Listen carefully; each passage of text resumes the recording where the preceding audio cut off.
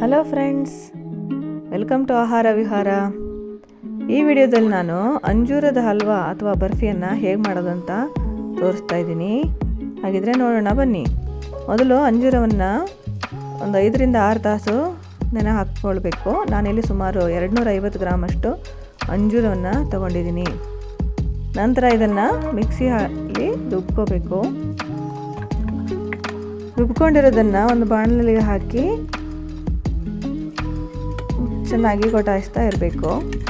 ಇದಕ್ಕೆ ಸ್ವಲ್ಪ ನಾನು ಇಲ್ಲಿ ಬೆಲ್ಲವನ್ನು ಹಾಕ್ತಾಯಿದ್ದೀನಿ. ಒಂದು 5ರಿಂದ 6 ಟೇಬಲ್ ಸ್ಪೂನಷ್ಟು ಬೆಲ್ಲ ಹಾಕಿದರೆ ಸಾಕು. ಬೆಲ್ಲ ಇಷ್ಟ ಆಗದೇ ಇರೋರು ಸಕ್ಕರೆಯನ್ನು ಕೂಡ ಬಳಸ್ಬೋದು. ಇದಕ್ಕೆ ಜಾಸ್ತಿ ಬೆಲ್ಲ ಬೇಕಾಗೋದಿಲ್ಲ. ಇದು ಸ್ವಲ್ಪ ಸಿಹಿ ಇರುತ್ತೆ, ಆದ್ದರಿಂದ ಸ್ವಲ್ಪನೇ ಬೆಲ್ಲ ಸಾಕು. ಈಗ ಮಿಶ್ರಣ ಗಟ್ಟಿ ಆಗೋವರೆಗೂ ಇದನ್ನು ಹೀಗೆ ತೊಳಸ್ತಾ ಇರಬೇಕು.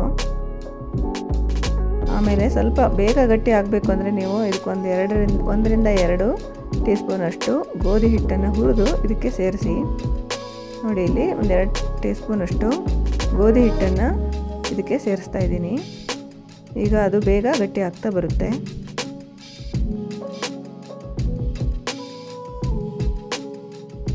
ಮಿಶ್ರಣ ಗಟ್ಟಿ ಆದಮೇಲೆ ಈಗ ಒಂದು ತಟ್ಟೆಯನ್ನು ತಗೊಂಡು ಅದಕ್ಕೆ ಸ್ವಲ್ಪ ತುಪ್ಪವನ್ನು ಸವರ್ಕೊಂಡು ಈ ಮಿಶ್ರಣವನ್ನು ಈ ತಟ್ಟೆಗೆ ಹಾಕ್ಕೊಳ್ಳೋದು.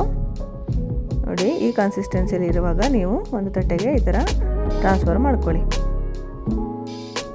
ಹಾಗೆ ಇದು ಒಂದು ಅರ್ಧ ತಾಸು ಬಿಡಬೇಕು, ಆರಲಿಕ್ಕೆ ಬಿಡಬೇಕು, ತಣ್ಣಗಾಗಲಿಕ್ಕೆ ಬಿಡಬೇಕು. ಈಗ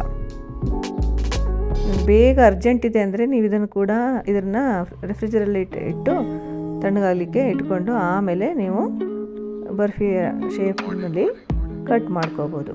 ನೋಡಿ, ಈ ರೀತಿ ಹಲ್ವಾ ಅಥವಾ ಬರ್ಫಿ ರೆಡಿಯಾಗಿದೆ. ನೋಡಿ, ಅಂಜೂರದ ಬರ್ಫಿ ತುಂಬ ಹೆಲ್ತಿಯಾಗಿರುತ್ತೆ ಹಾಗೂ ಟೇಸ್ಟಿಯಾಗಿಯೂ ಇರುತ್ತೆ. Thank you for watching.